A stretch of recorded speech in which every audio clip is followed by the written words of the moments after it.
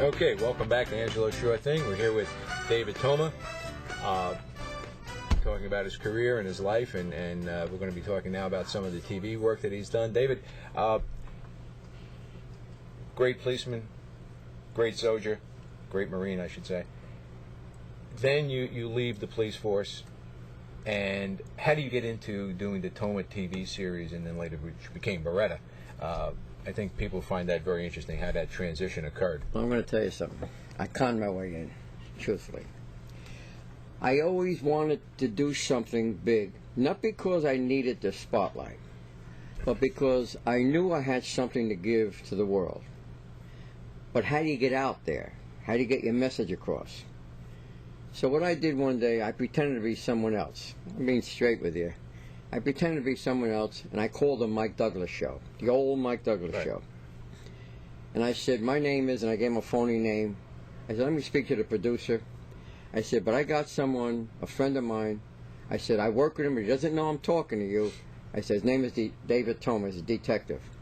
I said, let me tell you about what this guy does in disguises. And I went on through telling the whole thing. They were very interested. I said, if you're interested, I'll give you his phone number, but please don't mention me. So they called me. When they called me, I went down on the Mike Douglas show in Philadelphia. I was on with an old-time actress named Molly Pecan or whatever, and I did a demonstration of disguises.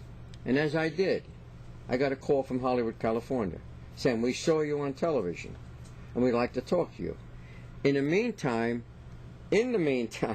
I also called Newsweek and Time magazine and told them the same story. Mm-hmm. Newsweek came to see me and did a feature story on me, not knowing that I originally called them. Right. The same with Time magazine, and that's how I got started. You're your own publicist. That's actually what happened.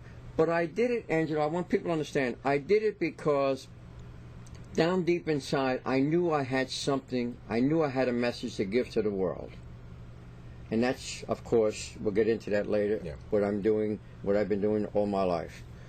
And I knew I could never get that message across unless I got the exposure. You need to be on television. You need to be on the radio. People need to know about you before you can get out there. And I started speaking in schools long before that.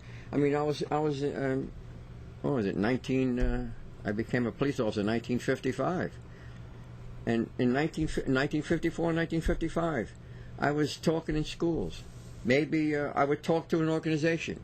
I would have, in those days, maybe one or two people sitting in the Lions Club or Kiwanis Club. As a patrolman, you already had started to do this. Yes. But I was doing it before that, because when I was 18 years of age in 1951, a couple of my nephews were doing drugs. And I saw what was happening to my sisters, my brother-in-laws, my family. So in those days, I was even speaking. I was speaking in the Marine Corps, doing the same thing. So you always had that in you. Always had that in me, yes. So you call up Mike Douglas and you call Newsweek and other publications. And then Hollywood called me and they asked me to come out to Hollywood. To do what? They said, we'd like to discuss something about doing a television show with you. And they talked about a TV series, which of course became Toma. You know, I didn't get paid well, believe it or not. If I told you they got paid, you'd be shocked. We're talking almost 40 years ago. They were doing a big deal. They gave me $1,000. And they said, we're going to give you $100 a week. In those days. And I took it. But I took it because I knew that was the exposure that I needed to do what I wanted to do. How long did Toma run? Toma ran for 2 years. Starring you. And would have ran a lot longer. But Tony Masanti played my life. But the reason it stopped is because the actor who portrayed my life didn't want to do 22 shows a year. Okay. He wanted to do a miniseries. And ABC said, you can't do a miniseries. We don't need a miniseries. We want 22 shows. So he said, I quit. And in those days, they offered him something like $40,000 a week. Wouldn't do it. But the show was so popular in the philosophy that I had, not using my gun, just using my head.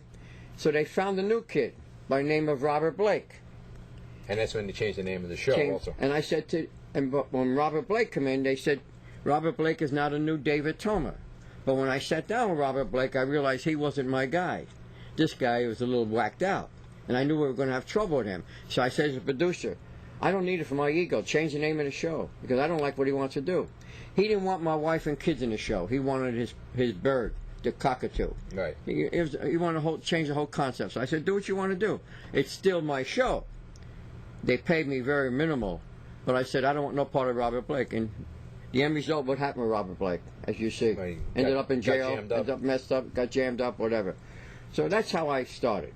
But from that, I got the exposure to do what I felt was most And important. then you also met a lot of the top stars in Hollywood. Well, I was friendly with, friendly meaning I got to know Alfred Hitchcock very well. When I was doing the series, I was very fortunate. Alfred Hitchcock was here. Rock Hudson was right next to me. Lucille Ball was doing her show right next to us.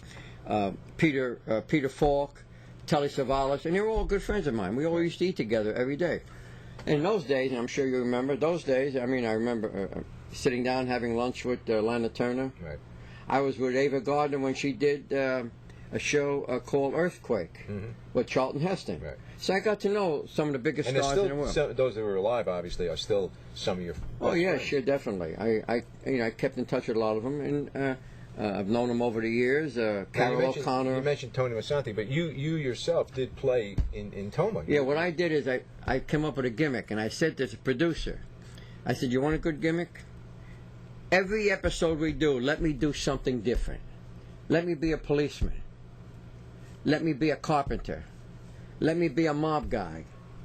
But I knew that would work because everybody was looking for the real David Toma throughout the country. Right. And that's what made the series so explosive, so big. It became very, very, very popular. We started at the bottom. We started to really rise. It was right near the top when it was canceled, unfortunately. But canceling didn't bother me. What bothered me is it was getting a great message out there to the world because every episode had a great message to it. It wasn't just about gangbusters and shooting. I didn't have that in Toma. And the same with Blake. When I taught Blake to do that before him and I had troubles, I wanted to give a message, and that's when I was really into lecturing and doing what I had to do. But like I said, the Marine Corps, my mother,